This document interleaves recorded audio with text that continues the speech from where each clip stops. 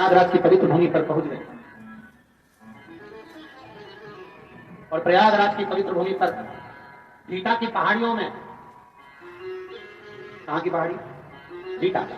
प्रयागराज में यहां से महाराज जी 25 किलोमीटर दूरी पर भीटा की पहाड़ी पर एक स्थान, ऐसा स्थान है शंकर जी का, यमुना जी का ऐसा स्थान जहां पर स्वयं यमुना भगवान शंकर की आराधना करने के लिए बैठी और शंकर जी को सुजावन महादेव के नाम से वहां पर आना पड़ा और दर्शन देना पड़ा।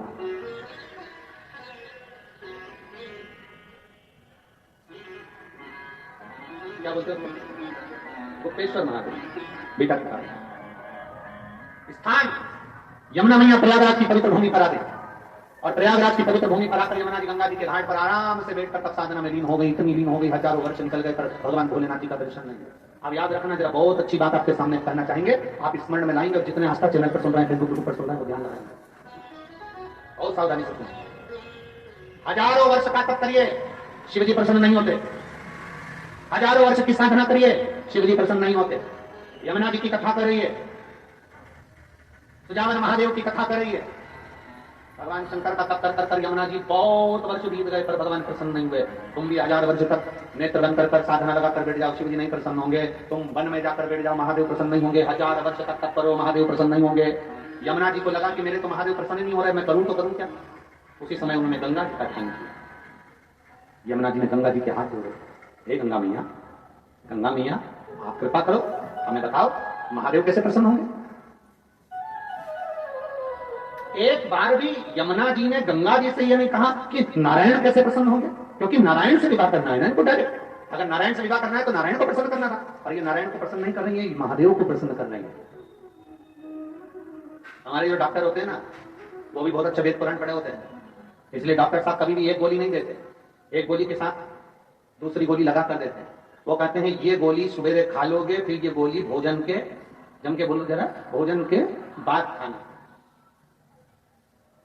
ये भोजन के पहले खाना, ये भोजन के बाद खाना। डॉक्टर भी 2 गोली देता है, 1 गोली नहीं देता।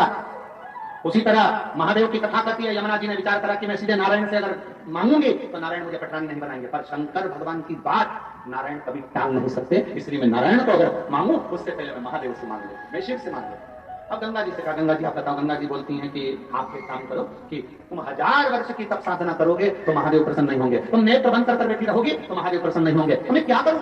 तब यमुना जी से गंगा जी ने कहा, बालू रेत का शिवलिंग बनाओ, उसकी पूजन कर कर 1 लोटा जल चढ़ाओ। अब देखो, आपसे भी हम एक ही बात करते हैं, सारी समस्या का हल।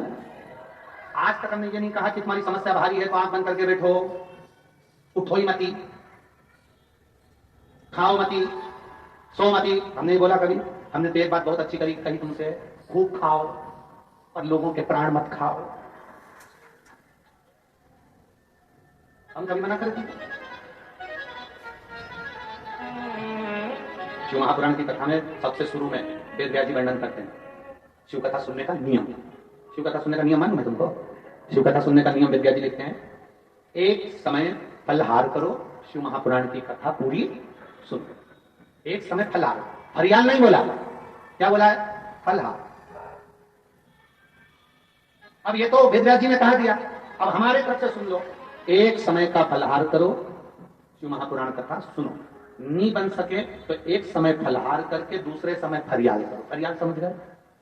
साबुदाने की खिचड़ी, चिप्स, पापड़, आलू का हलवा, आधा किलो पपीता, 1 किलो सेवफल, 2 दर्जन केला, रात्रि को सोने के पहले 1 लोटा भर के दूध, उसमें भी मखाने की पीस के डाल के बादाम, फिर खा के फुल एनर्जी, फिर अब उन्होंने तो कहा कि एक समय फलहार करो, शिव महापुराण की कथा सुनो, और हम कहते हैं एक समय फलहार करो, दूसरे समय हरियाल करो, पर शिव महापुराण की कथा जरूर सुनो।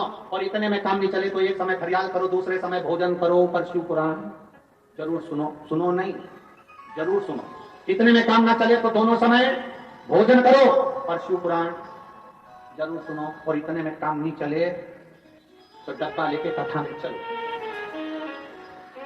महाराज नहीं देखे तब